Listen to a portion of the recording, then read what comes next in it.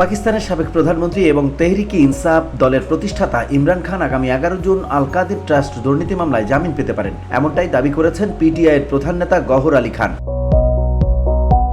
তিনি জানিয়েছেন, ওই দিন ইসলামাবাদ হাইকোর্টে ইমরান খান এবং তার স্ত্রী বুশরা বিবির দণ্ড বাতিলের আপিল ও জামিন সংক্রান্ত শুনানি অনুষ্ঠিত হবে। 11 জুন ইমরান ও বুশরার জন্য একটি গুরুত্বপূর্ণ দিন হতে যাচ্ছে, কিন্তু কেন গুরুত্বপূর্ণ হবে এ ব্যাপারে বিস্তারিত কোনো কিছু জানাননি তিনি।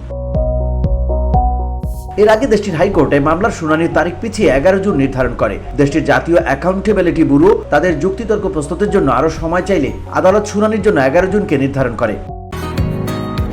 বসুন্ধরা, উত্তরা, বনশ্রী, কুড়িল ও বাড্ডা সহ রাজধানীর বিভিন্ন স্থানে অভিজাত ও অত্যাধুনিক মানের ফ্ল্যাট কেনার এক নির্ভরযোগ্য প্রতিষ্ঠান প্লেজেন্ট প্রপার্টিজ লিমিটেড। তাই আপনার স্বপ্নের আবাসনের জন্য আজই যোগাযোগ করুন। Pleasant properties limited, where destiny matches eventually. Gohar Ali Khan সংবাদ মাধ্যম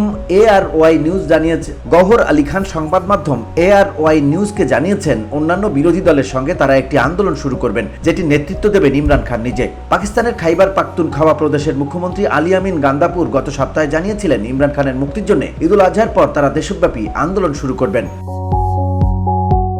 ভিওডি বাংলা নিউজ ডেস্ক।